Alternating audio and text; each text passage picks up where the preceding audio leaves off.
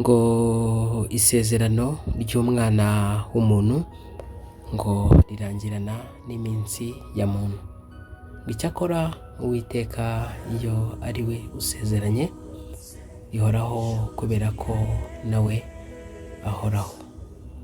Ni inkuru y'incamugongo, ni inkuru ibabaje igoye gusobanurira abanyarwanda, ariko ngo Yesu we wabonye ko dutinya urupfu arangije aruhindura irembo ryanjye nawe. Ariko nkundire mubwire ko gupfa ari irembo ritwinjiza aho batagipfa. Ni inkuru y'urupfu rw'umubyeyi ikomeje gushengura imitima y'abantu bagiye batandukanye. Benshi bari kugenda bagira bati se uyu ni Shariroti, abandi bati se yitwa nde. Ngira ngo wenda mu by'ukuri abantu bashobora kuba bari bazi uyu mubyeyi, muze kudufasha mutubwire amazina y'uno mubyeyi, cyane ko nabonye inkuru y'urupfu rw'uno mubyeyi yashenguye imitima y'abantu bagiye batandukanye, by'umwihariko ku mbuga nkoranyambaga, aho natwe twabonye iyi nkuru y'incamugongo y'urupfu rwe. Ngira ngo ni inkuru yamenyekanye ku itariki 17 z'ukwezi kwa 11 umwaka w'2025. Ngira ngo wenda turaza kugaruka ku nkuru y'urupfu rwe. Ni umubyeyi mu by'ukuri wapfuye mu buryo bubabaje, ari nabwo buryo bukomeje kugenda butera benshi agahinda.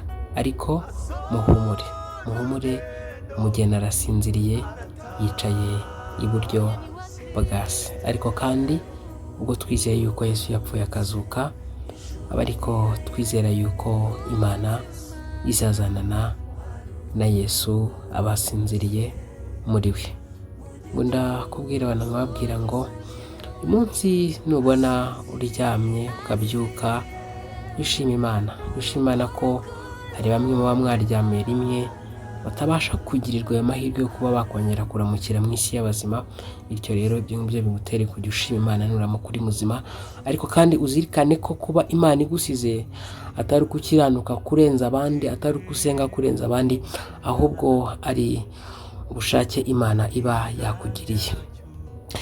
Ndakubwira abantu nkabwira ngo abazima bazi ko bazapfa, ariko abapfuye ntacyo bazi. Mu yandi magambo, wapfuye ijambo ry'Imana tubwira ko imigabo n'imigambi ye ibyo byose biba bitakibukwa, nta cyabagambirira, nta cyabateganya ejo hazaza, nk'uko umuntu ukiri mu buzima busanzwe aba ateganya ejo hazaza he. Uyu nguyu wamaze kugira acecekerwa, byose biba byarangiwe, biba byashyizeho iherezo. Rero ujye uhora uzirikana neza ko hari igihe ibyo wabwiye n'ibyo wamenye n'ibyumvise byose hari igihe bizashyirwaho iherezo, nanjye bikagenda uko. Bityo bigutere guhora twezwa kandi dukiranuka. Hanyuma unkundire ngushimire by'umwihariko, niba ari ubwa mbere ugeze aha ngaha, reba neza ko wakanze kuri subscribe. Niba utarabikora ubikore, ubundi ufungure n'inzogera, tujye dukomeza kugenda tubana mu nkuru zigiye zitandukanye tugenda tubagezaho umunsi ku wundi. Mubanze munkundire nyuze amaso mu bitekerezo by'abantu bagiye batandukanye, hanyuma turagaruka turebera hamwe ikishe uyu mubyeyi nk'uko bitangazwa. Witwa Serafine yagize ati ariko Mana uyu se we yazize iki? Yesu we. Uyu nguyu yagize ati pole sana. Uyu nguyu yagize ati Imana imwakire mu bayo. Uyu nguyu yitwa Jeannette yagize ati Mana we ngize ubwoba. Uyu nguyu yitwa Umuheburayo yagize ati rest in peace, mwihangane mu isi niko biba bimeze. Uyu nguyu yagize ati rest in peace. Uyu nguyu yitwa Alice yagize ati mbega bibiwe. Uyu nguyu yagize ati yo birababaje. Uyu nguyu yitwa Marceline yagize ati komeza uruhukire mu mahoro mukobwa mwiza. Uyu nguyu yitwa Farid yagize ati rest in peace. Uyu nguyu yitwa Uwizeyimana yagize ati nanjye ndabibaza niba ari we. Uyu nguyu yagize ati intimba n'agahinda nibyo dufite Mana we, ubuzima ni nk'uburabyo koko. Uyu nguyu yitwa Gaston yagize ati Imana imwakire mu bayo. Uyu nguyu yitwa Ange Perry yagize ati yo Imana ikomeze abasigaye we. uyu yitwa Jean yagize ati uyu nguyu yitwa Dusengimana yagize ati rest in peace. Uyu nguyu yitwa Damien yagize ati Imana imwakire mu bayo aheza ni mu ijuru. Uyu nguyu yitwa Agasaro yagize ati mumbabarire mumbwize ukuri niba uyu nguyu ari Charlotte wapfuye koko. Uyu nguyu yagize ati aheza ni mu ijuru. Uyu nguyu yitwa Madeline yagize ati Imana ikomeze abasigaye kuko kuri iyi si twese turi abagenzi.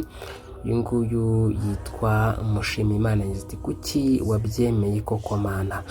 Ngira ngo ibitekerezo by'abantu bagiye batandukanye ni byinshi, ariko mw'abantu mwe hari abantu bajya barwara bakabifata nk'ibisanzwe, ariko iyi ni indwara mbi, indwara ihitana ubuzima bwa benshi. Ariko nanone ngatekereza ko umuntu agenda ari uko igihe cye cyageze. Nk'uko bitangazwa bivugwa ko uyu mubyeyi yaje kuza kwitaba Imana arwaye malariya. Abantu bagiye batandukanye bari gukomeza kugenda bibaza bati ni gute malariya yica umuntu agapfa? Malariya zica abantu bagapfa bakabura ubuzima. Ibyo byo rwose mubimenye. Ariko kandi nubwo waba urwaye malariya ntabwo ariko bisobanuye ko nyine igihe cyose urwaye malariya ushobora guhita upfa. Oya, ahubwo ntekereza ko nyine iyo umunsi wawe wageze Imana iraguhamagara. Rero amakuru avuga ko uyu mubyeyi yitabye Imana azize malariya. Hari abantu bagiye batandukanye nagiye mbona bagiye bakomeza kugenda bagira bati ni ukuri byatubabaje. Ati najyaga nza mu isoko nkagusanga mu isoko uri gucuruza. Ati rero nari maze iminsi nakubona nkagira ngo wahinduye akazi. Ngo ese burya mama burya witabye Imana. Mu by'ukuri birababaza kubura inshuti yawe. Niyo mpamvu rero nkunda kubwira nkababwira ngo uyu munsi niba hari inshuti ufite iruhande rwawe, niba uyikunda bibwire ko uyikunda ukiyibona ukireba, kubera ko birashoboka ko nyuma y'aho muboneye utakongera kumubona, kubera ko ubuzima ni nk'uburabyo. Niko n'ijambo ry'Imana ritubwira ngo ubuzima bwanyu bumeze nk'uburabyo buza bukarabya bukongera bukagenda.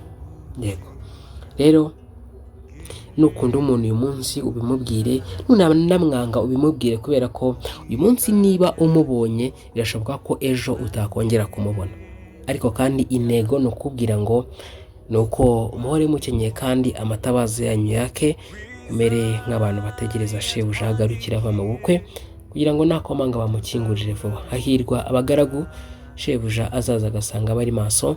Ndababwira ukuri yuko naza azakenyera akibicaza akabahereza. Naza mu gicuku cyangwa mu nkoko agasanga bameze batyo, bazaba bahirwa. Namwe mumenye ibi yuko iyaba nyirinzu yamenyaga igihe umujura azazira, yabaye maso ntiyakunze ko inzu icukurwa. Namwe muhore mwiteguye kuko umwana w'umuntu azaza mu gihe mudatekereza. Dukomeje kwihanganisha umuryango wabuze umwana wabo. Imana y'amahoro, Imana nyirihumure ryose bahumurize kandi ibakomeze. Ku bafite ibyiringiro by'uko nyuma y'ubuzima tubayemo hari ubundi buzima tuzongera kubamo, mukomeze kugira ibyiringiro by'uko mu gitondo cya kabiri cy'umuzuko tuzongera guhura n'abacu basinziriye, inshuti n'abavandimwe. Assalamu shalom shalom.